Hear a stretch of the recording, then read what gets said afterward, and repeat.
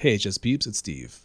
This podcast on the Covert Narcissist versus the Introverted Empath is pretty long. It's the longest podcast I've done to date. It's the extra large double LP version of the HSP experience. And the reason I'm doing this intro is because we cover a lot of topics. I cover a lot of topics beyond just covert narcissism.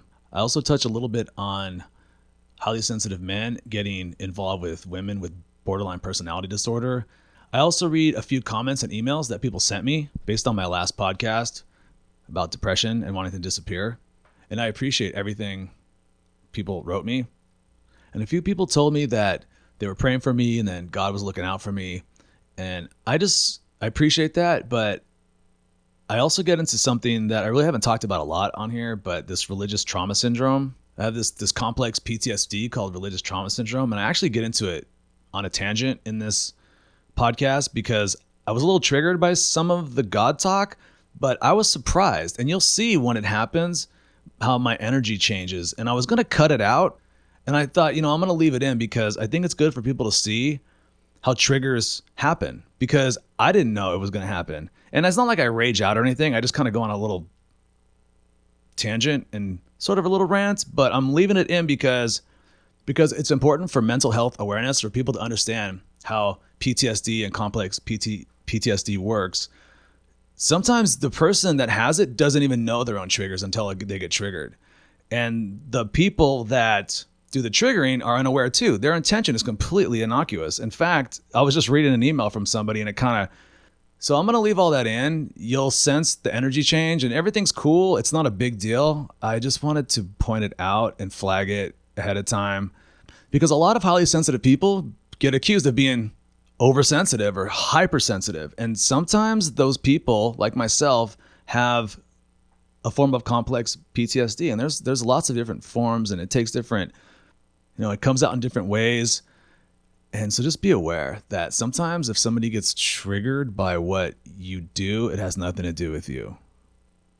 And even the person that gets triggered really doesn't understand fully why in the moment sometimes. So anyway, I'm going to leave it in because I got to tell you guys, I'm totally transparent. I'm trying to become the best version of myself. And I think me sharing my realness with you guys, it can help you too. So that's all I really wanted to say about that. All right, let's do this.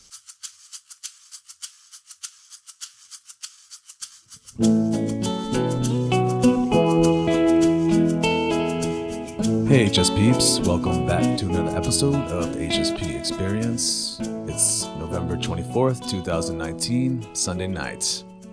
And apparently I'm going to get 2 podcasts in this month. What do you know? This is what happens when you're not depressed. So today's main topic is the covert narcissist versus the introverted empath. And I mentioned it in my last podcast because these 2 personality types look very similar on the surface from my experience. So what I wanted to do is compare and contrast the 2. And I think it will help a lot of people because the covert narcissist can masquerade as an introverted empath. And they have a lot of the same surface characteristics. But before I get into that, I wanted to kind of talk about all the response that I got from the last podcast, read a couple emails, couple comments, and just kind of follow up with everything that I talked about in the previous podcast. Okay, so off the top, one of the things that I wanted to kind of talk about is one of my friends who listens to the podcast, she texted me and she was saying it would be a good idea to follow up or talk about kind of like how to get out of depression. Because I pretty much talked about what it's like to be very depressed. And let me see if I can find her text. Hold on. So she texted me, it might be a good idea to take it further and have a talk about self-care. What are the ways to move past the low shit and try ways to lift ourselves up? So that's actually a great idea. That's really good feedback. I appreciate her sending that to me. I just don't know what to tell people or suggest to people. I don't tell people anything to do. People do what they want. But I don't really know myself. Aside from sleep, exercise, maybe meditation, don't do drugs and alcohol, that kind of thing. So anyway, I don't know. Maybe I'll try to do like a self-care follow-up podcast, but I don't really know because I'm pretty good with self-care for the most part. I do run, I exercise, all that stuff, and I still get massively depressed. But one thing that I do think it helps is getting outside of yourself and being selfless and altruistic. And a bonus level is if you can find a purpose in life that is congruent to your empathetic and sensitive nature. And I got an email regarding that. I'll get into in a minute. So that's actually pretty good. I think that goes beyond self-care because we can do all the stuff that we want to do, exercise, hike, go to nature. But I think at the end of the day, since we're sensitive people and nature gave us these gifts to give them away. And if we're not being empathetic and sensitive in some area of our life where we're actually helping people and exercising that ability, that gift that we have, I think that's probably where the depression comes from mostly. I know that's a big part of it for me. The other thing I wanted to mention too is I know I was very focused on like the very tail end of my last podcast. I was talking about highly sensitive men, how they should not wait too long to tell the women in their life that they're attracted to them and they maybe want to be more than friends.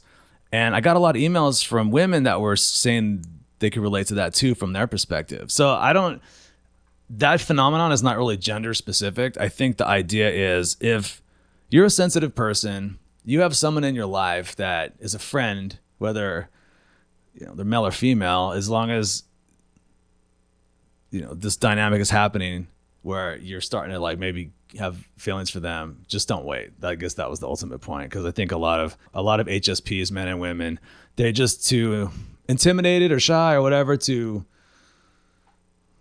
share their feelings. And I was thinking about further, like, why do sensitive guys, why are we tend to be, I'm going to talk about the sensitive guys here for a little bit. I'll just speak for myself, why I'm a slow burn. I'm a slow burner when it comes to escalating, because what I think is confusing to a lot of women that I know or I've known in my life, they're in my life, they're probably wondering, like, why is Steve not making a move? Like, is he not interested in me? Like, why? And especially as INFPs, we can be very mysterious. We can be very hard to read. We hold our cards close to our chest, and it can be confusing for the people in our life. The reason I'm so slow is because it goes back to, trying to form that emotional and mental connection with somebody, but I am vetting and evaluating the people in my life. A lot of women in this day and age, like the Tinder and the hookup culture, they're used to guys like the third date, they're sleeping together, and there's nothing wrong with that. If that's the move, if that's the way you go, it's not a moral judgment for me. It has nothing to do with morality at all for me. I have no judgment or opinion on that, really. But from my perspective, the thing that I'm looking out for, just like highly sensitive women need to be on the lookout for narcissistic men, either covert or overt narcissistic men. Narcissists are like the empathic woman's kryptonite. I hate to put it in those terms, but it's true from what I've seen. Not all of them, we're talking generally speaking, but every single woman in my life that I've ever known in the HSP world has been in relationships with narcissists. Several, they're either in one now or they've been divorced for one, even all the way back to high school. So it is a phenomenon. But for the highly sensitive man, it's not so much the narcissistic woman that we need to look out for. The thing that we have to look out for, our kryptonite, is kind of the woman with borderline personality disorder, the BPDs. I'm not going to get into borderline personality disorder today because that is just a tangent that is not worth going down. But let me just read a little blurb, and this will help explain to women that may be hanging out with a sensitive guy, and as a sensitive guy, you're trying to vet and evaluate maybe some of the women you're hanging out with. So this is an article. I'll just switch it over here. This is an article about BPD traits. Basically, it says, in most romantic relationships, women with traits of BPD move through an initial phase of idealization. This phase is fueled by an intense drive to achieve emotional intimacy, which because of her lack of trust, she is then unable to sustain. So they kind of want to be intimate, but they have these trust issues. During this first phase, her behavior perfectly mimics those of a nice girl, which is exactly the personality type the nice guy will be looking for. So that's like me, right? I'm looking for that nice girl. I don't like the term nice guy because I think it's a bad name. There's something called nice guy syndrome that is kind of a game some guys will play. They'll pretend to be a nice guy just to try to use that as a way to get laid. Basically, it's called a covert contract. So, and that's kind of deceptive.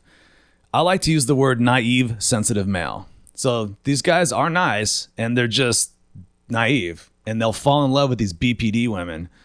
So let me go on here. The nice guy type, when he meets a woman who seems to share his trusting nature, right? They almost appear like trusting and almost empathic, right? Like they kind of like, ooh, this woman's really cool. So they seem to share his trusting nature and appear as interested as he is in true intimacy. He will naturally believe he has found his perfect match. He will not realize that the nice girl behavior that the women with traits of BPD initially display will be followed by behavior that is anything but nice.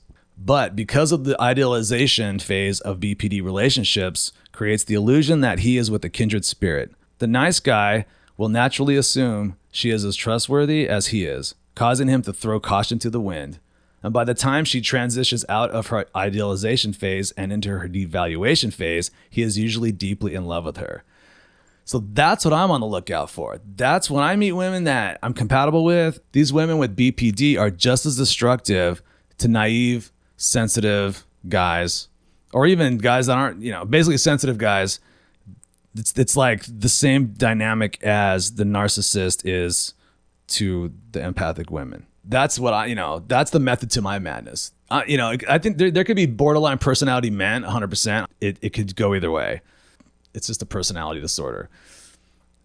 But the thing about people with BPD is they are very impulsive and promiscuous and sexually available. They're almost like every sensitive guy's fantasy in a sense. Like they're the unicorn. So that's basically the BPD thing. I find it pretty fascinating that there's all these people out there that you have to watch out for. So that's kind of like my thing, that I do tell guys, you don't have to be 100% sure, highly sensitive guys, but you do want to vet and you do want to evaluate. There are some really dangerous people out there. And I'm not going to, you just look up borderline personality disorder on your own. That's enough of that. But I think it's worth talking about and just knowing it's out there. I've seen sensitive guys get kind of ensnared by the women with BPD just as much as I've seen sensitive women get trapped and ensnared by the narcissistic men. So that's the thing. A lot of highly sensitive guys are just evaluating the situation. That's why I think it's best. I don't know. I don't think we're doing good. I don't like where our culture's going with these this hookup culture. Like, again, it's not a morality thing, but I don't know how wise it is. It seems kind of unwise. We should be getting to, well, I guess if you don't want a serious relationship, it's all good. But if you apply the hookup culture mentality to trying to find a long-term significant relationship, I think it's a bad idea for sensitive people. It might work for non-sensitives. I don't know. I think we need to hang out more and get to know each other before we escalate. But I don't know. I'm just some dude with a mic. Now I want to talk about the encouragement that I got from the HSP community, all the listeners and subscribers to my podcast after my last episode when I talked about how depressed I was. I just want to say how grateful I am and how much I appreciate all the feedback. I got so many emails and comments that were so uplifting. And in that podcast, one of the things I said is I miss having a personal God when I left that religion, because I feel like nobody gives a shit about me. Like, so generally speaking, I don't like my parents love me, but I don't even talk to them that much, kind of thing. But you showed me you gave a shit with all those emails and all that love. It was like, I felt the energy and love of like 1,000 rainbows and sunny days and all this good energy coming at me. It was amazing. I was astonished, actually. It was like all these empaths and HSPs all just stopped and turned their good vibe cannons at me and just all fired at once. I felt the love. I felt the encouragement. I appreciate it. I have no words. So thank you so much. So I'm actually going to read a couple comments and a couple emails, and this is going to be a long podcast, by the way, folks. So go make a sandwich. This one you might want to listen to over a couple days. I wouldn't be surprised, but that's the cool thing about podcasts. You have no time constraints. So I really like this one from Darko Dosen. He says, yes, you're back, and I feel you. Thanks for being real. I love the podcast. Being an INFP, HSP male myself, I have to say that they help a ton. I've watched every episode like 3 times. Okay, you're my favorite, Darko. You win the subscriber award for the day. I appreciate it. Oh, that's so cool for you to say. You're doing a great thing for people like us. He says, don't feel like you have to be all rainbows and unicorns all the time. I love it. I wish more people would drop that act, to be honest. In my experience, once I let myself feel those negative emotions deeply and let them process and not fight them, that's when the more positive ones start to float to the surface. Yeah, thanks, Darko. That was pretty cool. Mick Mark says, thanks for the video. Great, as usual. Lots of help to us HSPs. Maybe give yourself some rest and space to decompress. Us HSPs need a lot. That's true. Well, we do need space to decompress. The problem is I can turn seeking space to decompress into isolation. But I hear what you're saying. I just take it too far sometimes. He says, meditation every morning works for me. Heartfulness and mindfulness are great. Take care of yourself. Yeah, meditation, that seems to be like one of the number one self-care tips. And I still am so undisciplined. Teacup says, thank you for keeping it real, man. I resonate and appreciate the things you talk about. It's nice to know that someone else out there occasionally has the same thoughts as myself. Yes, that's why I did the podcast, because I want to let people know you're not alone with these crazy thoughts. There's this sensitive life we live we're only 20% of the population. So yeah, you're not alone. Midnight Cat says, I can completely relate. As HSP INFPs, we were able to help and support others in ways that they aren't able to help and support us. This imbalance slowly builds up in life and leads to us feeling an emptiness and this feeling of wanting not to exist. Yeah, they get it. I appreciate that, Midnight Cat. Charlie Treasure Season says, I appreciate your sharing. I've been through 3 therapists. She says, not trust your experience. Yeah, for sure. Z Iqbal says, hey, Steve, I'm always glad to see another video from you. I feel bad you've been through a long depressive state. I believe it is important to clearly identify your unmet emotional needs. Yeah, totally. I agree. I relate to you with the religious stuff. I'd love to talk to you more through email. I'll have to rewatch your video before sharing more of my thoughts in depth. Yeah, hit me up. You might have already. I got a bunch of emails. So there's just a bunch. You guys are awesome. I appreciate it. That's all the comments I'm gonna read. But thank you, YouTubers. I appreciate it. And then I got from the podcast peeps, I got a couple emails. I just want to quickly go through some of those. So I got one from Teresa. Shout out to Teresa. So I got one from Teresa. This was really good. She made a great point. She says, hi, Steve. It's great that you have enough energy and creativity to do a podcast. Thanks. Depression is indescribable and not in a good way. And then she says, have you seen this from Elaine Aron's book, The Highly Sensitive Person? It's from chapter 4, Reframing Your Childhood and Adolescence. So Teresa basically quotes part of chapter 4 of The Highly Sensitive Person book. And I'm just going to read. This is Elaine Aron's voice now from the book. So Elaine says, when I began my research, I discovered 2 kinds of HSPs. Some reported difficulty with depression and anxiety. Some reported very little of these feelings. Later, I discovered that the depressed and anxious HSPs almost all had troubled childhoods. Non-HSPs with troubled childhoods do not show nearly as much depression and anxiety, but neither do HSPs with healthy childhoods. It is important that we and the public do not confuse high sensitivity with neuroticism, which includes certain types of intense anxiety, depression, over-attachment, or avoidance of intimacy. Yeah, I think I have all those. And are usually due to a troubled childhood. True, some of us were dealt both hands in life, high sensitivity and neuroticism, but the two things are not at all the same. This confusion of sensitivity with neuroticism and the effects of childhood trauma is one reason for some of the negative stereotypes of HSPs. That we are by nature always anxious, depressed, and so on. So let's all work to keep it straight.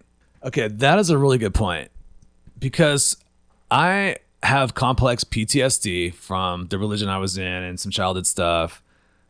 And so I do have some neuroticism.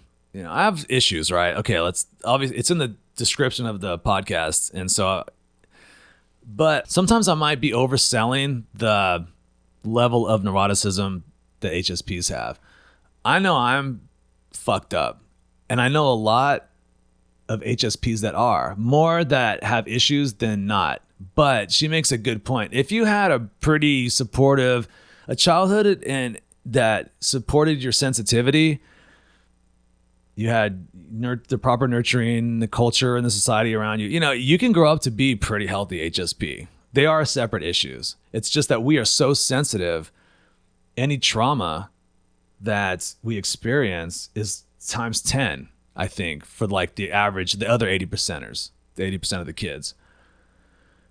So, yeah, like, I mean, the religious stuff that I used to believe and I internalized, most of my friends, my non-sensitive friends, they used to laugh at the Bible verses. In fact, let me just read one Bible verse to you. This one really messed me up. We're going to take a little tangent here.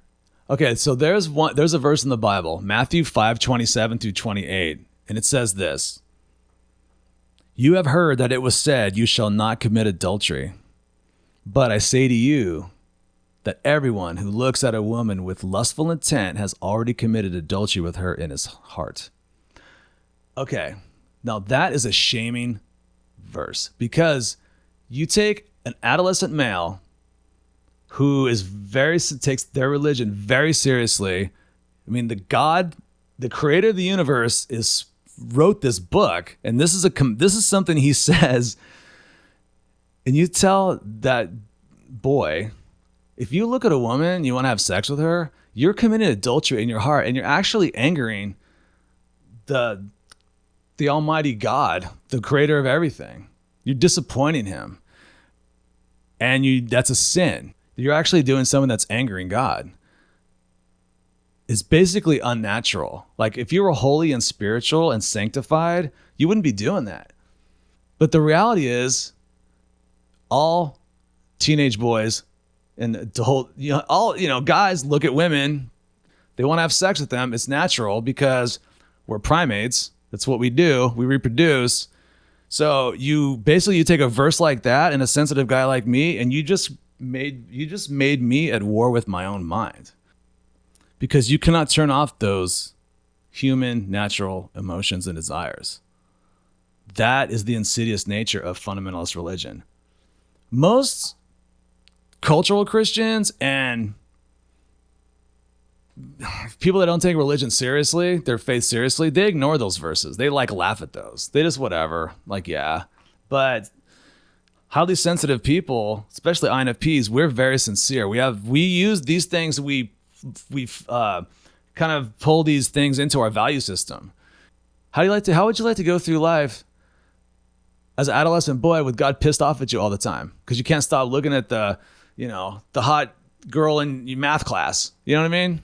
Which is totally natural and normal, and we all joke about it. You know, it's like every teen movie, right? High school movie. It's like they're all trying to get laid, and you're a high school guy, and you feel like something is inherently wrong with you.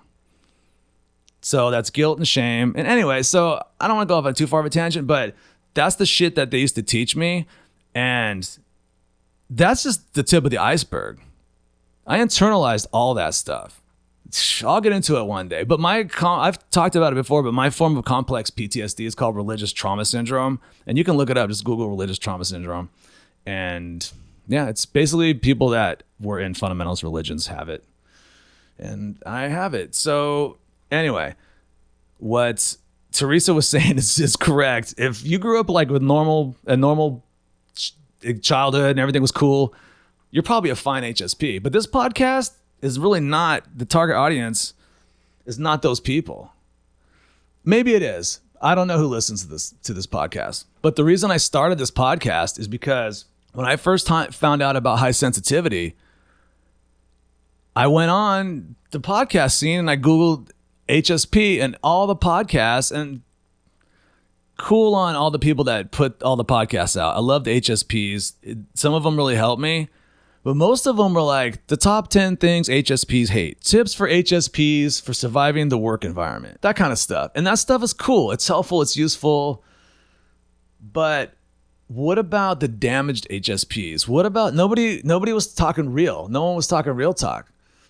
I've struggled with depression, addiction, all kinds of issues with relationships, all because of this complex PTSD. But I find sensitive people tend to get this complex PTSD a lot. So I think our high sensitivity doesn't really cause the neuroticism, but it magnifies the trauma because we're just so sensitive. Where a lot of people, like I was saying, but when you have a pastor, an authority figure up there telling you like, this is the word of the living God, the creator of the universe. And by the way, judgment is coming upon your life if you don't get into line. I mean, I used to believe in like demons and hell and the fucking apocalypse. That's a lot.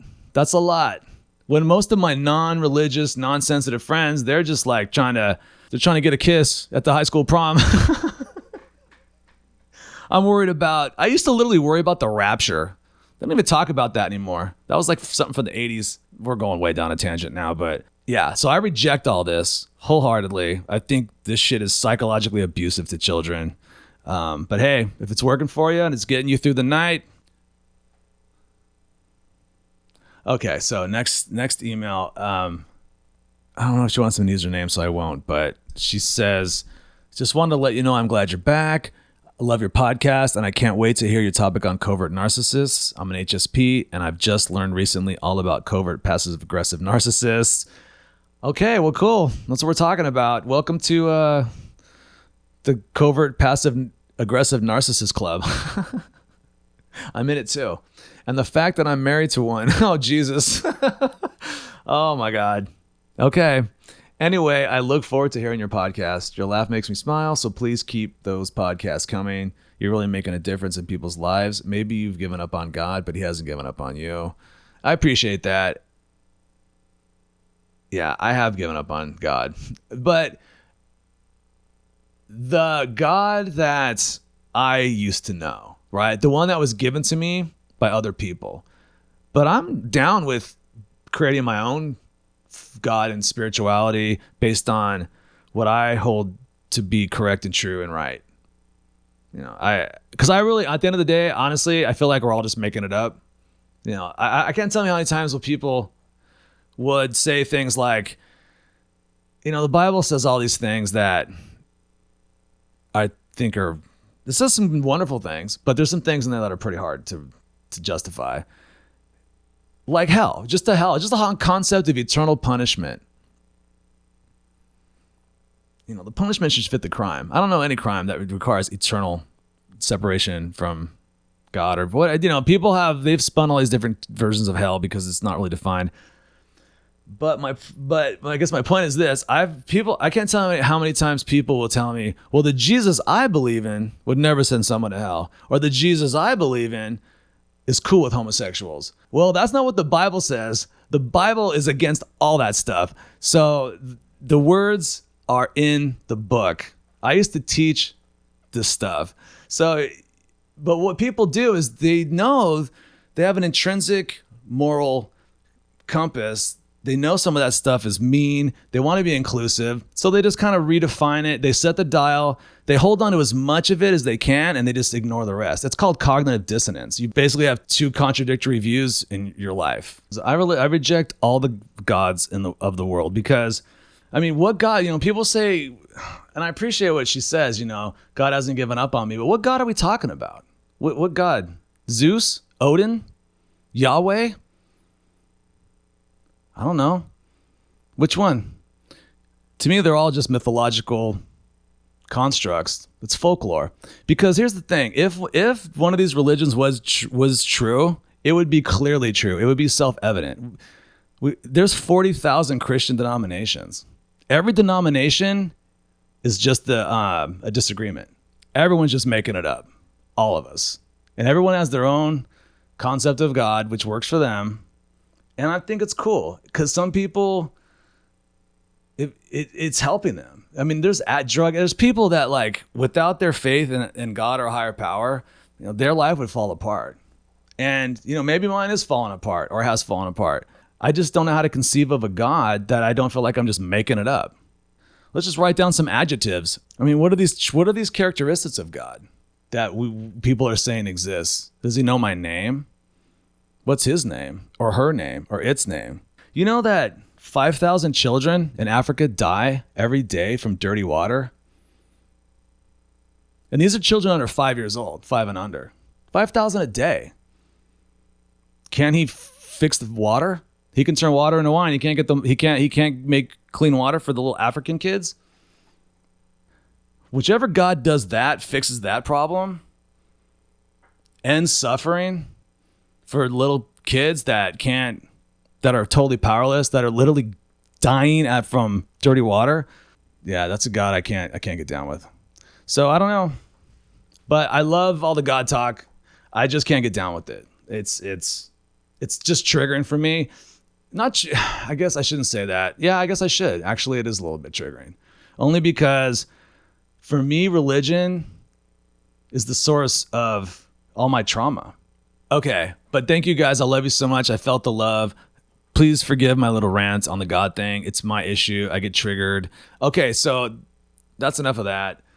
Let us get to this main topic.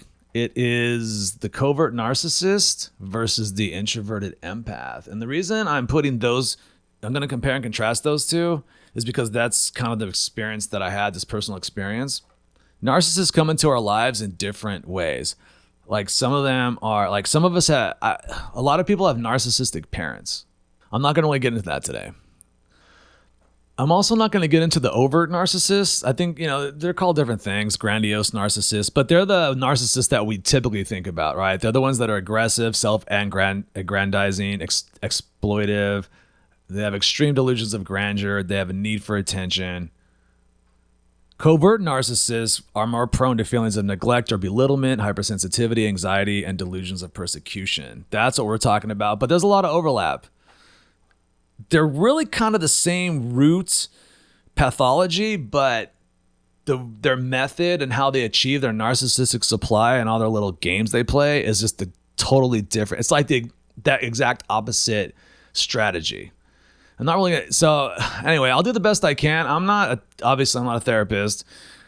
Those are Pink Floyd posters in the background. They're not degrees or diplomas from schools. But I am really good at recognizing patterns in people and society, and I read tons of books and I do the best I can. This is free, so you get what you get. I'm doing the best I can, so take what fits and makes sense and just leave the rest. Do your own research, but hopefully you'll get something out of this. Okay, I'm just gonna really quickly go over the 7 signs of a covert narcissist from an article on Psychology Today. I'm not even gonna read all the details. I'm just gonna read the high level traits. So number 1 is quiet smugness and superiority. 2, self-absorption. 3, lack of empathy. This is key, this one here. 4, passive aggressiveness. 5, highly sensitive. 6, the misunderstood special person. 7, impersonal and difficult relationships. I think this is the worst type of narcissist because they're very quiet. They're very mild. They're very sensitive. They almost act like sensitive people, like HSPs. They're very intuitive. They know how to read people. They know how to gain your trust, just like a highly sensitive empath will. It's very, very close. So I think a lot of people meet a covert narcissist and they think like, oh, this guy's so nice. He listens to me. He's encouraging. He wants to hear all about me. And in the initial stages of meeting a covert and overt narcissist, they do this thing called love bombing, right? But here's the thing.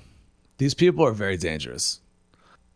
These covert narcissists they're the worst kind because you just don't see them coming.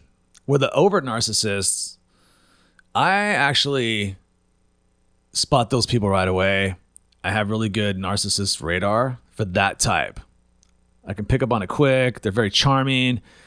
So I only heard of these covert narcissists on the internet or in books or whatever. I never met one in real life. I always met the overt ones. They were basically always typically the ones that were ruining my women friends' lives, or I would just see them like at work. They were like the ones that wanted the power, and they were bullies, and just classic narcissism. Okay, but these covert ones, man, you don't see them coming. They're like sleepers, assassins. Yeah, I'd never met one before until just recently. I had a friend that I invited into my circle of friends. So just to back up a tiny bit, when I got divorced a couple years ago and left that religion, I basically had no friends. This has happened to me several times in life where I moved from LA up to where I live now.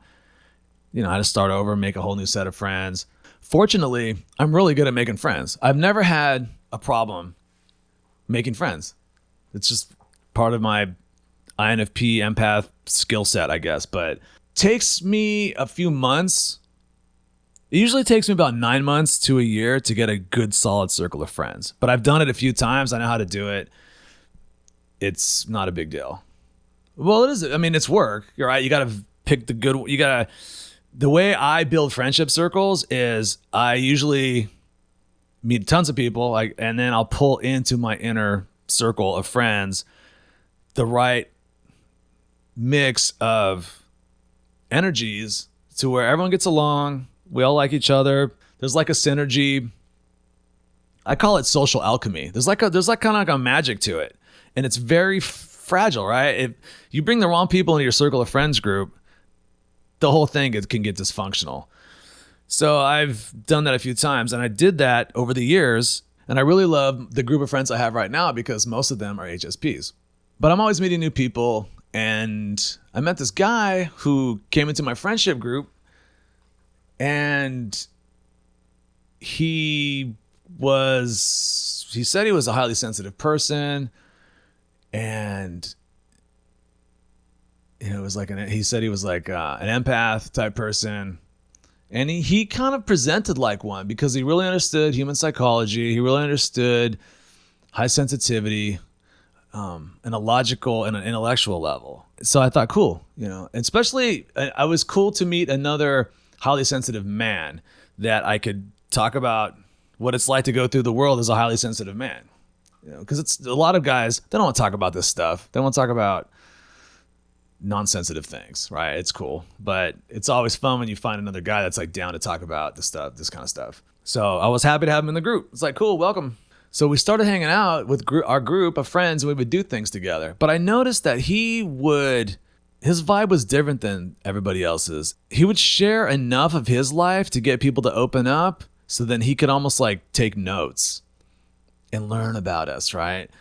Because that's what narcissists do. They want to learn about you so they can use it against you later.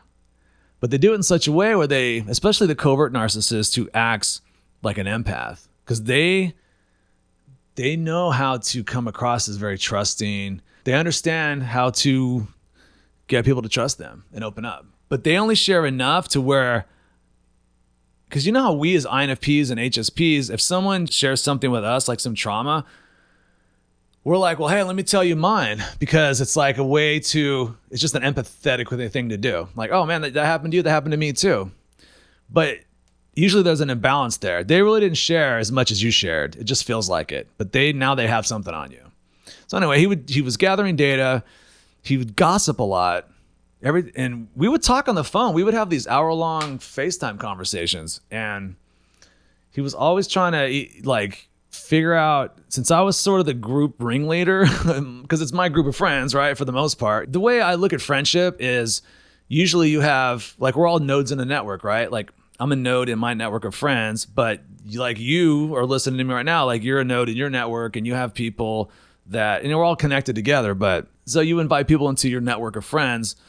The way that this was basically my group of friends that I invited him into, I noticed he started hanging out and talking to my friends on his own, which is cool. I want my friends to all be friends with each other and they become friends, that kind of thing, right? I mean, I'm not a control freak or whatever. Like, man, be friends, please. The more harmony in my friendship group, the better it is for me.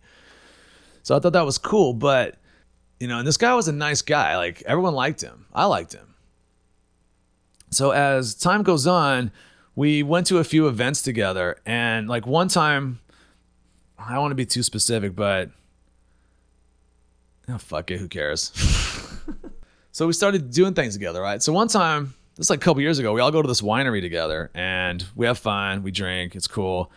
But at one point, we were all laughing so loud, the guy and one of the people that worked there came over and he's like, hey, can you guys keep it down? Because we were like kind of buzzed and laughing. And we're like, yeah, no worries. And in fact, we're going to go hiking. So we're like, let's get out of here, let's go hiking. So that was the incident, right?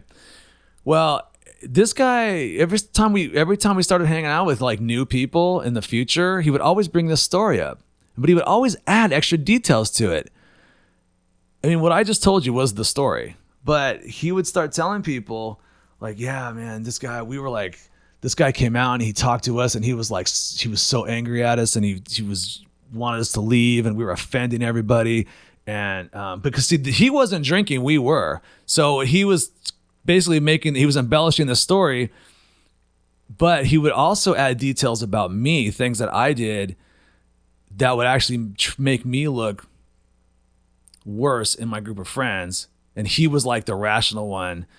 He just basically, he was trying to allude that I was so drunk that I almost like got us thrown out or ruined it or something. And he would tell this to new people that would come into my friendship group that barely knew me, didn't even know this story. He would tell it and he would embellish it. And I'd be like, where are all these extra details coming from? And it was so bad, I had to send a group text one time to him and all of my other like inner circle friends and I was like, will you please not share these stories of things that we do to new friends that I meet? They don't even know me yet. And because I was concerned about it. I'm like, why are you talking about this stuff in such a way that makes me look bad? When I was the one that planned the outing and took us there. Like, you wouldn't even have been there if it wasn't for me, kind of thing. It's like, dude, really? Anyway, there was a bunch of incidents where I could see he was starting to sort of try to turn. He was basically trying to get allies in the group, right? So he came in through me, but now he's kind of like in my world, charming and making allies with my friends and trying to sort of, he's embedding himself now. So anyway, fast forward a little bit. We go to another winery. This is like 2 years later, maybe a year later. Sorry. So a year later, we go to a winery. This guy, he's still not drinking. He doesn't drink. We all go to this winery, we drink. Everything's cool. We're there for a couple hours, we leave. And that's the night, right? There's no incident, no drama. So all the while, though, I can see that he's getting really close to like one of my good women friends in the group. They're becoming really tight, right? Like BFFs. And I'm like, that's interesting. They seem really tight. And I'm like, that's cool, whatever. We're all it's cool. But they start hanging out together and stuff. And that's great. That's what people should do, right? I want my friends to become friends with each other. It's all good. So I'm leaving a lot of stuff out, but I'm trying to like walk you to the incident that started where I kicked this guy out of my life, where he had this track record and this pattern of being a gossip, embellishing stories, kind of, where your intuition is like, this feels weird. This guy, out of all my friends, this guy is the one that's kind of like, he kind of creates more chaos than harmony. It was like that, but I didn't. He was under my radar. So anyway, the last straw, we were planning this group road trip, and he couldn't go, and he couldn't make it. Basically, the way it worked out is basically we were planning something that he couldn't go. He was feeling left out, and he kind of like just left, like our group of friends. He kind of dropped out. So I actually texted him like, "Hey man, where'd you go, dude? It's cool. Even what's up?" And he blasted me with this email, and it was like he just accused me of all this stuff that was so over the top. Basically, he was saying that I was so drunk at these wineries that if it wasn't for him, we would have got thrown out. There would have been a police incident. I was turning on bartenders and wanted to fight them, apparently. This never happened. I have never turned on a bartender in my life. I'm one of those, the drunker I get, the happier I get, the nicer I get. I'm not a violent drinker. I've never had an incident. I've never been in a fight in my entire life drunk, ever. This was complete bullshit. And I'm looking at this text, and in the movies where, this was this was the gaslight. This was the text. I was like, when everything freezes in the movie, at the end of those movies where, like The Sixth Sense, where they show like this montage of the past and it all makes sense now. I call it retrospective pattern awareness. You're just like, holy shit. This guy's a narcissist. He's in my circle of friends. He is poisoning my friends against me, and he's making his move. So this was his move, because what this text did is it triggered me. And I was like, I basically told him, this is complete bullshit. How can you make this up about me? I've been nothing but a friend to you. It was very accusatory. I'm leaving a lot of the text out, but it was very accusatory. And basically, like, I was some drunken maniac, and it was character assassination. Immediately just told him, bro, you're out of my friendship group, dude. You're gone. I know a gaslight when I see it, because I was in a long-term relationship with someone that used to gaslight me, and it had the same energy, tone.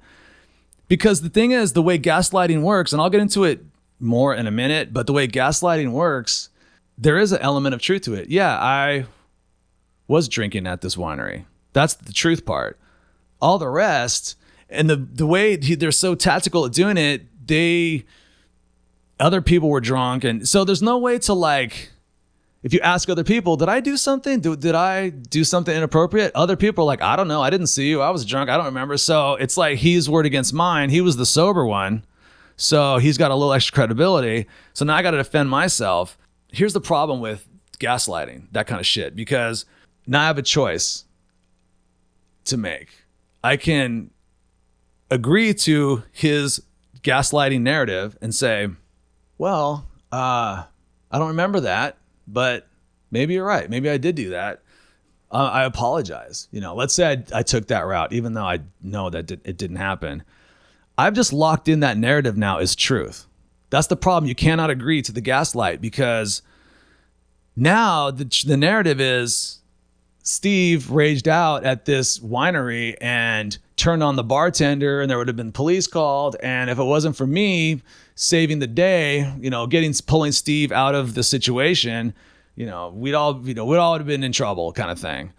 So you can't agree to it, because now you lock in the narrative. Like, that's the new normal narrative. I can't agree to that. But the problem with narcissists and gaslighters is you can't argue the facts either. You're going to lose. When they gaslight you, it's a lose-lose. If you agree to it and you kind of go like, I don't remember that, but because the way gaslighting works is there's an element of truth, and then they build on extra details. that you don't really remember, but it could be plausible. So you're like, huh. But it's, it's usually, it's bullshit. And in this case, it was completely fabricated. You can't argue with them because the way that the gaslighter argues is they're going to be like, well, you're calling me a liar then? I can't believe you would do that. Like, they go into victim mode. Either way, you're going to lose. So if you agree to the gaslight, people are going to think of you in this new way. He's created a new perception about you. That, like, I'm the crazy drunk friend. Or if I argue with him and I tell him he's full of shit, now I'm the aggressor. He's just trying to look out for me and help me out or whatever, look out for the group. You just can't win. So I kicked him out of my friendship group pretty much immediately. When I saw that text, I knew. I was like, this son of a bitch. He's been right here the whole time. So I blocked him, went no contact immediately, because with narcissists, you have to just go no contact. You have to be unequivocal. Sorry. You have to do it. You just have to do it. So with the narcissist, you have to go no contact immediately, if you can. And in this case, I could. So, this was like a big scandal in my friendship group because he already had his allies. So he's smart. What they do is they create something called a drama triangle. And I'll tell you what that is really quick. So the drama triangle, there's at least 3 parties involved. There's the victim, the rescuer, and the persecutor. So the victim in this drama triangle is him. He's the victim, right? I kicked him out of the group because he was gaslighting me and infecting my circle of friends. So the persecutor in this scenario is me, right? So he's the victim, I'm the persecutor, so I'm the villain. And then there's always a rescuer. So in this story, the rescuer is a woman friend of mine that he befriended, he met through me, and he had been grooming her for years. So this friend of mine is an empath. She's a legit empath, but through whatever reason, he was able to spin his victim story in such a way that she went into rescue mode and immediately took his side and started advocating for him in our friendship group. And it sucks because I was really good friends with this person and she's not really my friend anymore. So anyway, we had this drama triangle, right? The persecutor, the rescue, and the victim. But the drama triangle didn't last that long because I went no contact and left I'm not a persecutor. He tried to do it. I mean, him and this female friend that rescued him, and there's a few other people. I think they're still talking about this incident. I've moved on, but my point is, he was grooming my friends for this moment. All narcissists have this injury that it's very deep. It's from their childhood. Typically, they're very wounded people. That's why empaths are attracted to them. But anyway, so he was in my circle of friends, kind of making his own network of friends. And I think what he wanted to do is kind of take my friendship group away, either and kind of get me out of the group, or at least have the same social status that I have in this group. Because the thing is, covert narcissists are jealous and they're envious because they feel insignificant, they feel disempowered, but they also think they're super smart, they're geniuses. If only people knew how great they were. But for whatever reason, they don't have the charisma and the ability to form their own friendship group. This guy only has a couple friends. He doesn't know how to make his own friends. He came into my world, it was instant friendship group. Let's just come into Steve's world and manipulate people over to him. So it's a pretty genius move. These people are like parasites in your life. They basically come in and they'll just suck all the color out of your world and they'll take all your friends with them. Yeah, they're very toxic. But the thing is, since most of my friends are highly sensitive people, we have a lot of empaths, I have a lot of empathic friends, he was able to come in and kind of hide because the covert narcissist can masquerade as an empath. And I will explain how this happens. I want to talk about how these covert narcissists can appear as introverted empaths or introverted sensitive people. Because my group of friends, we are all HSPs for the most part. Yeah, actually, this group of friends it was all HSPs. So he kind of came in and sort of seemed to fit in. Like, oh yeah, this guy's a HSP like us, right? Well, no, he wasn't. He was basically an assassin, and they will destroy everything. I call covert narcissists the dark empaths, because, and I put empath in quote, because they're not really empaths, because they don't have any empathy. They don't have true empathy. They have intellectual empathy. They understand how it works, but they don't have the feeling of it. So they can kind of, but they have all the skills. Like, I am a INFP empath. We have the same skill set, but I'm like, you can almost think of like an introverted narcissist as like a black hat hacker, where the introverted empath is like a white hat hacker kind of thing. They have the same skill set. They know how to read people and all that, but they use it for different ends, but they look the same. They have the same skill set. So I don't want to get into some of these superpowers, I call them, but they're really not. They're just basically gifts of being an empath, or gifts of being a narcissist. Here's the thing. INFPs and covert narcissists, we both have the ability to feel and manipulate the energy in the room of social situations. So like when I'm hanging out with people, I feel all the energy in the room. I know who's getting along, who's not getting along. So does the covert narcissist.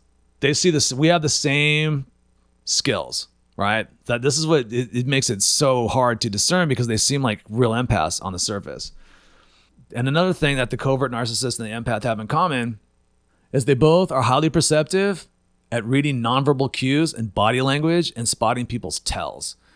Because I can do this, right? I'm really good at picking up, all intuitive feeler types and empaths can do this, right? But so can the narcissist. See, the thing is, the covert narcissist, if they didn't have the narcissistic wound that they had, they probably would have just been a benevolent empath, like I consider myself to be. But they took the dark route because of the wound that they have. They're cut off from their empathy. And it's not their fault necessarily. Like, I don't think they were born that way. Narcissists are made, not born, typically. Now, if you're a psychopath, I think psychopaths are born that way. That's genetic, and part of being a psychopath is being a narcissist, but not all narcissists are psychopaths. This is where I'm talking about just narcissism. And narcissism is a spectrum, right? But this guy was highly narcissistic. Okay, another thing that the covert narcissist is really good at, and so are empaths, is they're adept at gathering data about people by fostering trust and inviting them directly or indirectly to share their deepest secrets, traumas, and fears. So as an INFP, I can do that. That's why INFPs make really good therapists, because we will use that information to understand you, to relate to you, and the empath will use it to help you. People tell me all their stuff, man. I have so many secrets that people have told me over the years, and I'm glad they did. I'm taking so many people's secrets to my grave, and I gladly do it. Where the covert narcissist, they will gather data about you, and they foster trust, and they will invite you to share things about yourself, but they're doing it to gather data to use against you later for manipulation purposes. So it's a completely different motive. But on the surface, it looks the same. It's like, oh, tell me about your childhood. What, your dad left you? So like, oh, you had this trauma when you were a kid? Like, and they're only going to share with you stuff that will keep you talking. We're like a true empath. We'll tell you our deepest, darkest secrets too. Like if you share something with us and we've gone through it too, we'll tell you like, oh man, that happened to me too. Here's how I survived it. That's a true empath. Like it looks the same on the surface.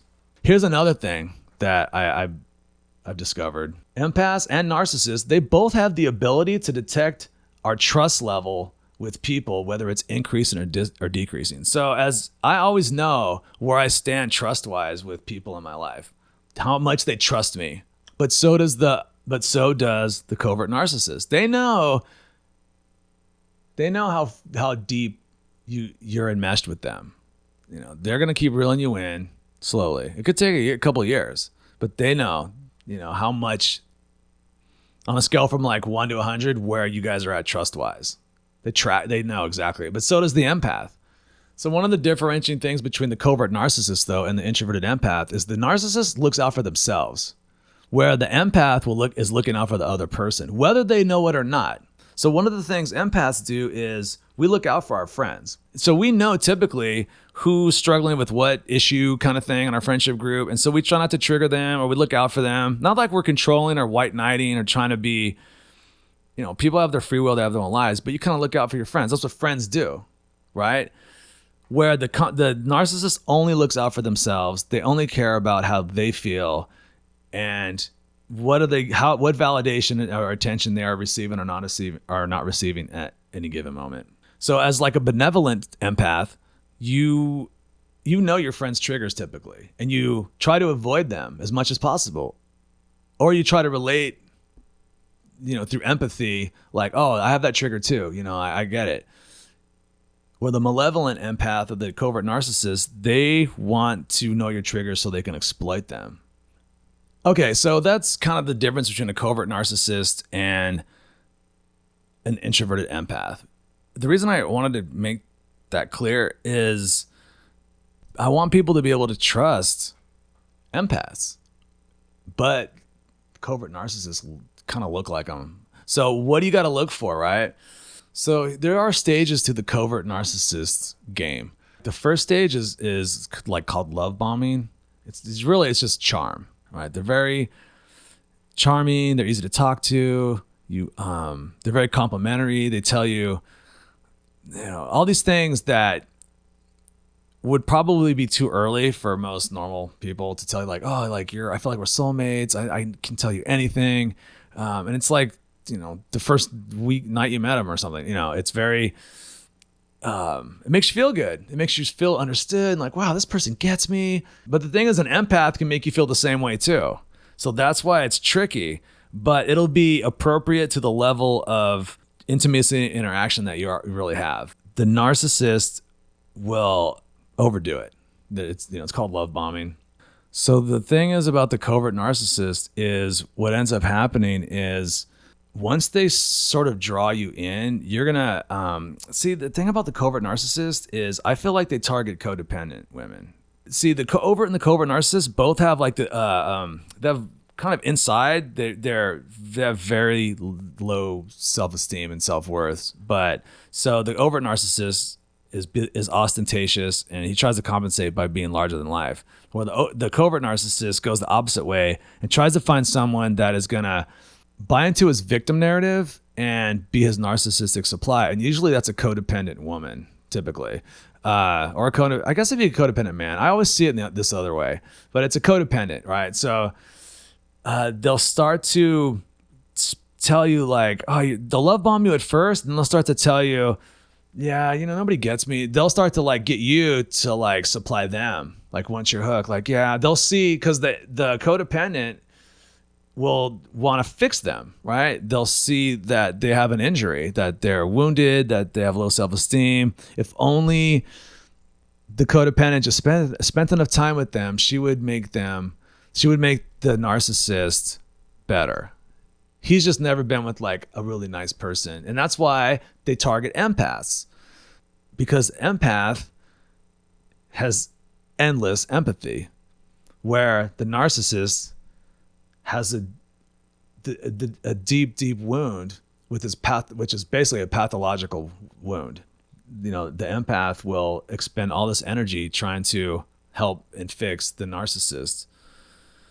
And the worst scenario is, not all empaths are codependents, but I've seen a lot that are, it seems like. And typically I've seen the situation where usually someone has a parent who's maybe an alcoholic, or they had an addiction, or some kind of dysfunction, where the child stepped into the role of the fixer. Like, oh, if only I could help my dad, or I could help my dad get sober, or I could help him, I could rescue my parents, the situation. So they get this kind of codependent imprinting when they're kids. As they get older, they never really lose that desire to want to fix and help. So as adults, it's just this pattern. It's like almost this thing where they're always trying to like fix, they're always trying to save the person from their childhood they never could save. And so that's why the narcissist is a great match for the codependent empath, because it's like it's time to try again. Well, I couldn't save my alcoholic dad, but I can help you. I'll help you. And so the codependent is addicted to the narcissistic's wound, and the narcissist is relying on the codependent to give that supply, that narcissistic supply. The way codependency works is like there's an addiction. The codependent is actually addicted to the narcissist, and the narcissist is kind of addicted to it's like this sick enmeshment that happens. So the codependent is actually getting something out of it. So if you're in a relationship with a narcissist, a covert narcissist, or even an overt narcissist, you might want to look at your codependency issues, because they seek empaths out for a reason. They seek a certain type. They're not looking for the healthy ones. They're looking for the ones that have issues from their childhood, right? And so there's like this match. I've seen it over and over. Like an alcoholic is a really good example. Like almost every alcoholic has a codependent in their life somewhere. And typically it's like a girlfriend or a wife. And if the alcoholic gets sober, a lot of times the marriage or the relationship falls apart because the codependent partner doesn't know what to do now, because they were addicted to the alcoholic wound. Once they're healed, they don't need the codependent anymore, to rescue them. But the covert narcissist is going to use you as their narcissistic supply. And what the narcissistic supply is it's like this: they use you to give themselves value. And most narcissists have codependents in their life, and the codependent is a source of narcissistic supply. So you're actually supplying them with what they need for their identity, because they're kind of like hollow shells. They really don't have an identity of their own that's centered and strong and healthy. They need these narcissistic supplies, and it can be a single person or a group. And like this person that I was talking about earlier, he was using my group of friends and then this one woman in particular as supply. So here's where it gets really traumatic: is once you're with the narcissist long enough, they start to emotionally abuse you. So at first they love bomb you, they draw you in, they're charming, they sweep you off their feet, usually they're like almost seem too good to be true. They almost seem like a unicorn, but there's no unicorns. That's for sure.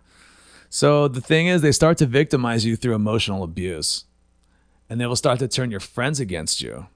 Covert narcissists excel at two things: the victim or the trauma narrative, and gaslighting. So these are like their two moves. And both of these happened to me. I was gaslighted by this dude. He gaslights everybody, I'm sure. When I kicked him out of the friendship group for gaslighting me, he immediately went into victim mode and basically started to try to turn the friends that he'd already charmed. By the way, charmed, where that comes from? It means basically to cast a spell. Narcissists are charming, but all that means is they're casting a spell over you. You don't want charming people in your life. You want authentic people. You want honest people. Charming is bad.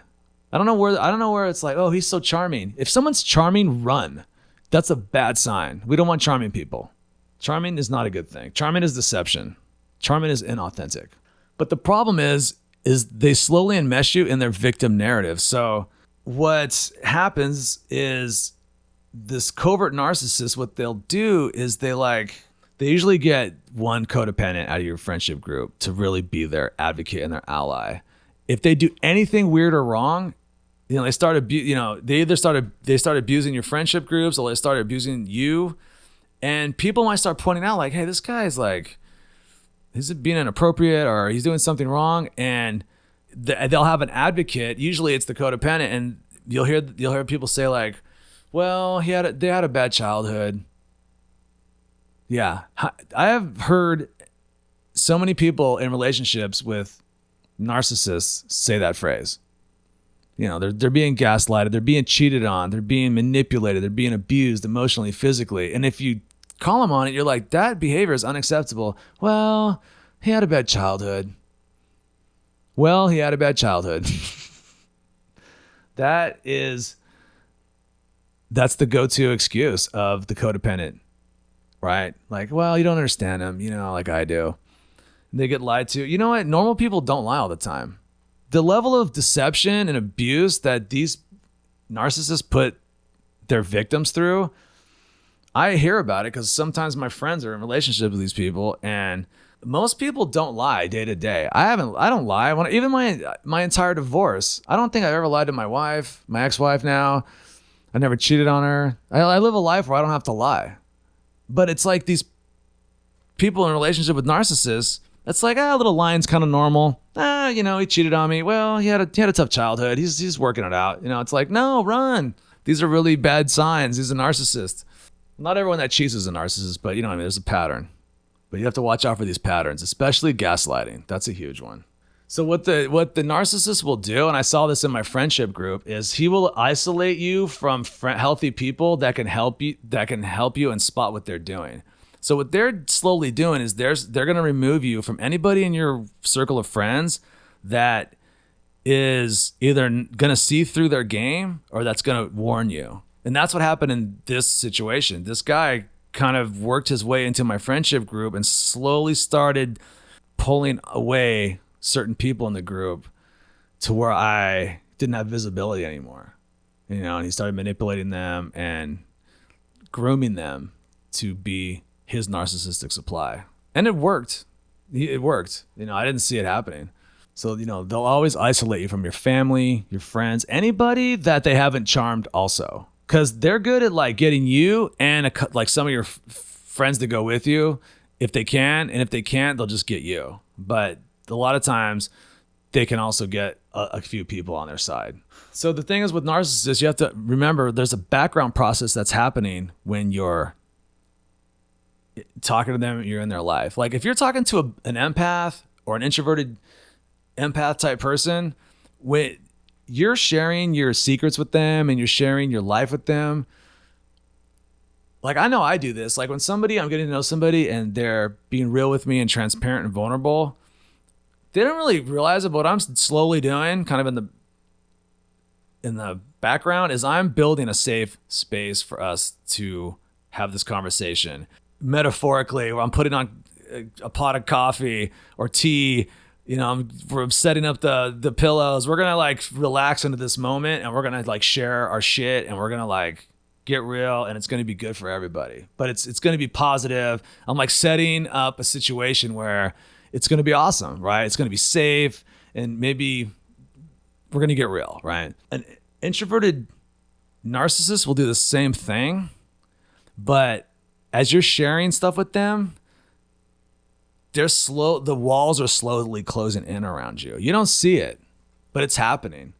They're actually building a cage around you. But it feels the same. They're like, tell me more about your dad. He left when you were 10. Really? How did that affect you? That's exactly what an empath would say. But we have benevolent means, right? They're pulling you in. They're pulling you in to separate you from anything that can protect you and save you from their abuse.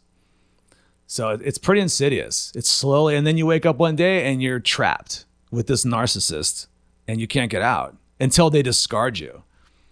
Or you can leave, but the price is going to be super high. So here's another thing that'll end up happening. If you kick a narcissist out of your life, like I did with this guy, he will contact everybody that you know. And this guy did that. When I kicked him out of my friendship group, I was pretty much like, yeah, I told all my friends, I kicked this guy out of the group. He was gaslighting me. He was character assassinating me. He was toxic. He was infecting he was just turning people against me. He had to go. So he's gone. Well, this guy, once you piss off a narcissist, they have something called narcissistic rage. And an overt narcissist, this is how people get murdered. Like, I don't think this guy's that level. You know what I mean? He's not. But narcissistic rage, they go nuclear.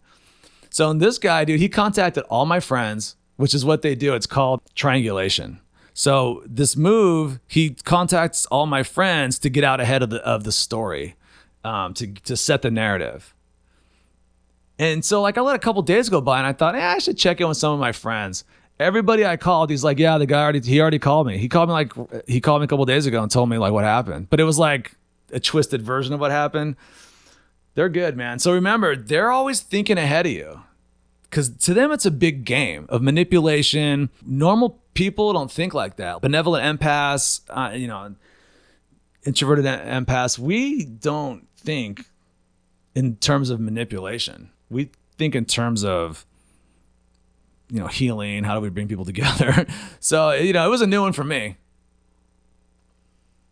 So yeah, he called everybody in my friendship group that we both knew. Because he only knew people I introduced him to. It wasn't like he was making his own friends in the group. I gave him social proof. See, he was smart. What he did is he came into the group, he aligned with me, and then used me as a springboard. But he wasn't doing his own friend creation. The guy doesn't know how to do it. He basically leached onto my scene. And that's what they do. They don't have the skills, but they want the social status. They want the social proof, but they don't have the ability to pull it off. So what they do is they'll take what you have. And if they can't manipulate the way to the top of your social group, they'll destroy it and just burn it down. They'll create chaos, because to them, drama and chaos is just as good. As long as they're getting talked about, that's good enough for a narcissist. They just don't want to be insignificant and invisible. And that's how this person feels most of the time. Now, remember, we're talking about covert narcissists. They have a fear of being insignificant. So do overts, but again, it's just a different approach. Here's the problem too. When you kick a covert narcissist or any narcissist out of your life, you're not going to be able to have 100% of the evidence to satisfy everybody's curiosity, because the way they manipulate and gaslight, it's very subtle. And then if you're the victim, you'll be able to see it, but the others around you are going to be like, I don't know what you're talking about. I like this guy. He's a nice guy. He's charming, right? So you're going to have to use your intuition. Your intuition will tell you that this person's bad news, they're a narcissist, and you might be able to have a little bit, like I was fortunate I was able to have a screenshot of this text. You're not going to have all the proof people want. So what you're going to have to do is, when you kick a narcissist out of your life, prepare for the storm. Because what happens is they go tell all your friends, and they call your friends, and they turn them against you. And that's called the flying monkeys. So now you have friends calling you like, what happened? Why'd you kick the guy out? Out of your friendship group. He told me this is what happened. Like, sounds like you're being an asshole. You're like, no, wait a minute. Let me tell you my side. And it's like, it's just chaos. And then what happens is some people will go with that person. Some people stay with you. And then some people just fade out into the wind because they don't, especially HSPs and empaths, they don't want drama in the group. So I lost a few friends over this situation. But it's okay, because I learned a lot of what to look for. I'm glad this happened, because I know what to look for now. So it was lesson learned. And like I said, I made 2 new friends this week. I can make friends all day. In fact, I feel like my friendship group was even stronger now. It was a good thing. I mean, it wasn't a good thing. I wish it didn't happen. I really miss the woman friend that he took. They're like totally enmeshed now. But I'll let her know, hey, call me when you want to kick it, man. We're cool. I have no beef with you. I feel like she's a victim too. She's more of a victim than me, actually. So yeah, they're gonna try to get out ahead of you. Be prepared for the smear campaign when you try to leave or kick them out. They will force your friends to choose a side, and most will stay, but some will go, and some will just fade away. Okay, so what is the end game for the narcissist? Like, why do they do this, right? Well, it's control and manipulation. Narcissists are empty people. They come into your colorful life, which you've built, and they come in like a virus, and they're parasites, and they will suck the life out of you and your social group, and they'll turn people against you. They are destruction. They are chaos. They are assassins. The covert narcissists, they're in the room and they're scanning. They're always watching from the shadows. They're not really having fun. They're there. They come to social events to gather data, to find who's the codependent, who's the one that I can't turn, that I got to separate. I got to run out of the group. It's all a big manipulation game for them. So why do empaths and narcissists, especially covert narcissists, but actually it doesn't really matter. Why do they attract? Well, all narcissists have a deep wound. It's called a narcissistic wound. And what the narcissistic wound is that at some time in their life, and it's usually in childhood, the narcissistic individual is shamed or disgraced in such a way that they can never again truly feel good about who they are.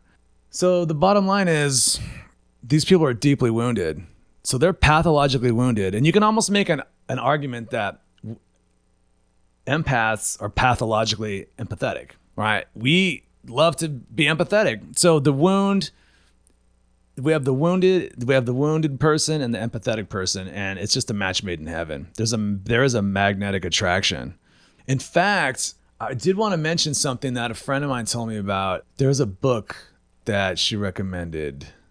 So the book is called The Human Magnet Syndrome, and it's by Ross Rosenberg. So look for that. And because here's the weird thing, that I've noticed, and she helped me see this piece, because one of the things I've noticed, just hanging out with lots of HSPs, especially I see it with my sensitive women friends get involved with these narcissists, and they leave and they always go back. And even all the way back even in high school, I'm like, why do they always go back? This guy's clearly abusive. He's lies.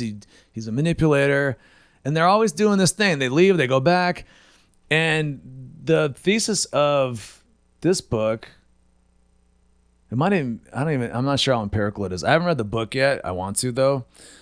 Basically, the argument that Ross Rosenberg makes is there's actually like an addictive property to narcissists. There's a dopamine hit because they're so charming.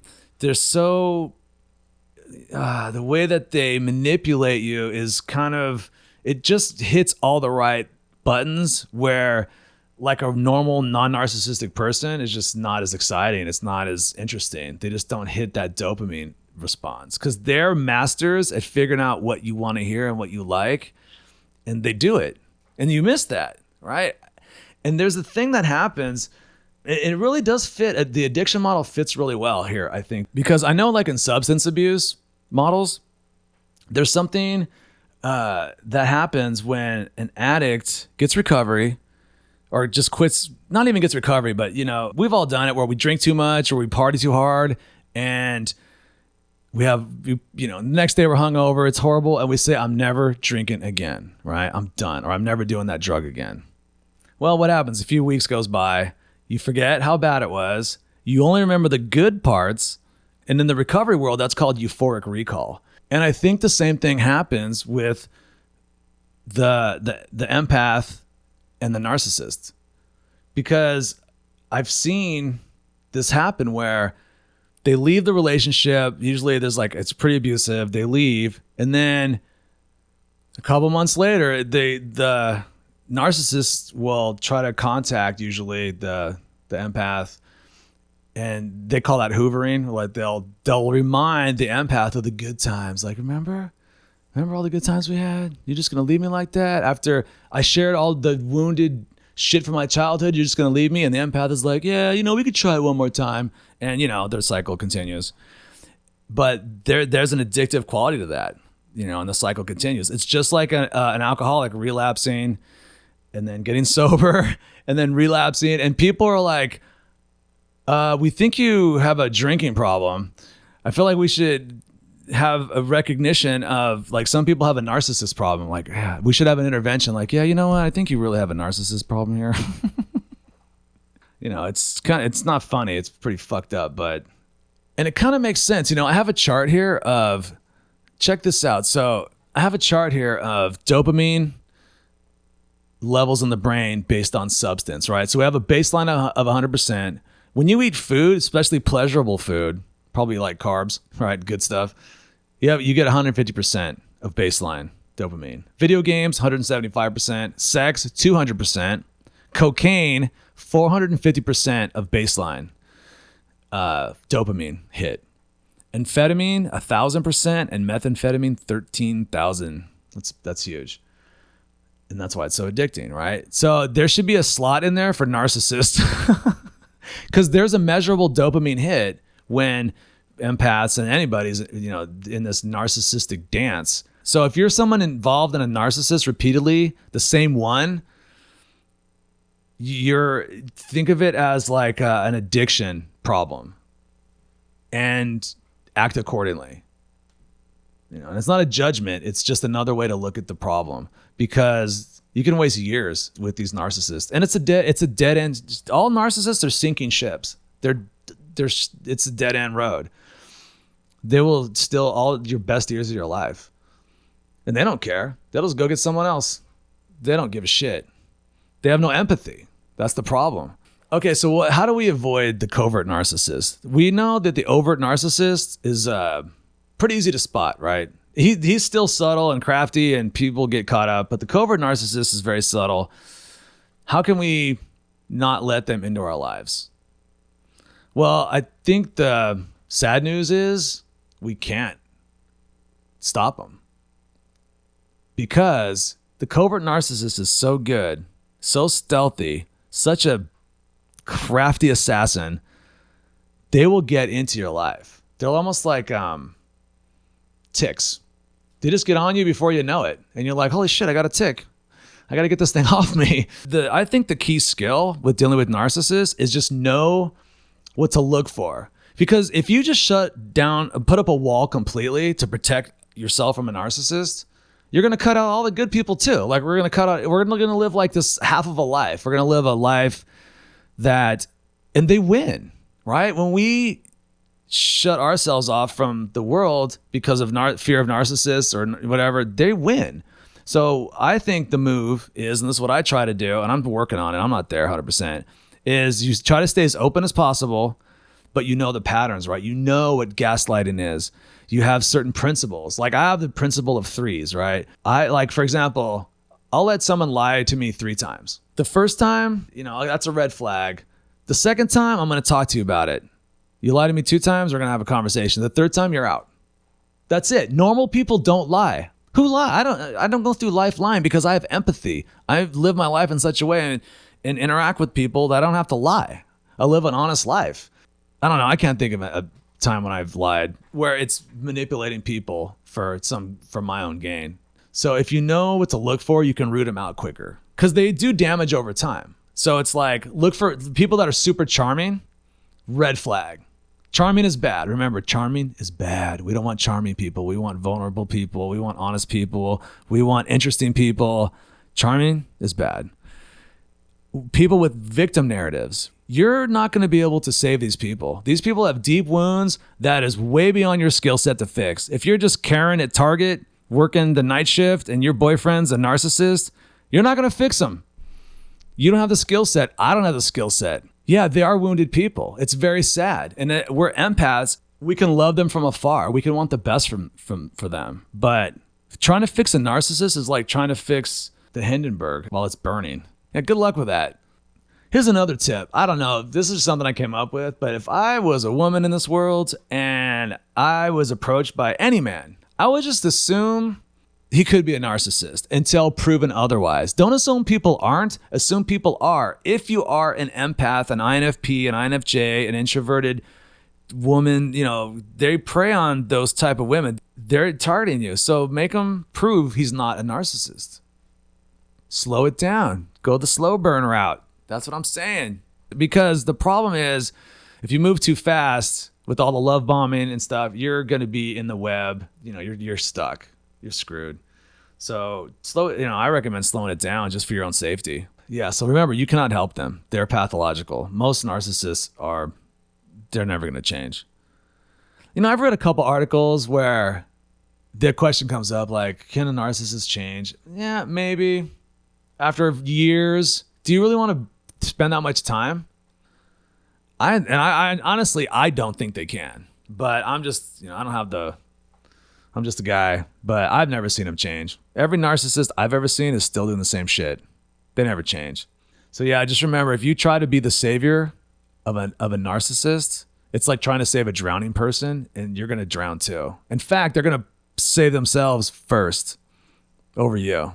Remember, they don't care about you. You're just a narcissistic supply to them. And the final tip I have is, if you have ever been with a narcissist once in your life, you probably have that you're probably putting out that vibe that they're looking for, clearly, right? You're probably an empath. You're probably an introverted type person, usually INFJ or INFP type.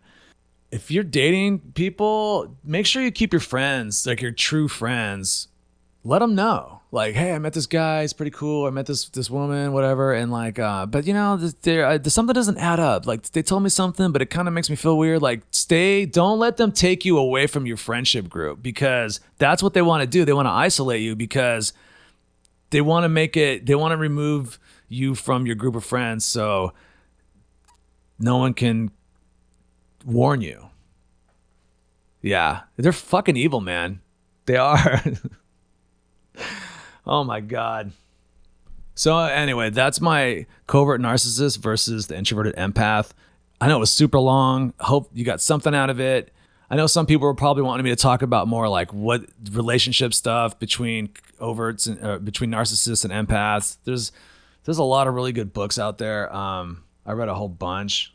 So some of the ones I read after the situation went down was Gaslighting, the Narcissist's Favorite Tool of Manipulation by Teresa Covert. That was good. Covert Narcissism by Louisa Cox. The Covert Passive Aggressive Narcissist by Debbie Mers. That one was really good. Yeah, I read those 3. But anyway, I just want to compare and contrast also, because as an empathic dude, I want people to trust me, and I want people to know the difference between a narcissist, an introverted narcissist, and a benevolent empath, someone that actually wants to help people and like keep people safe.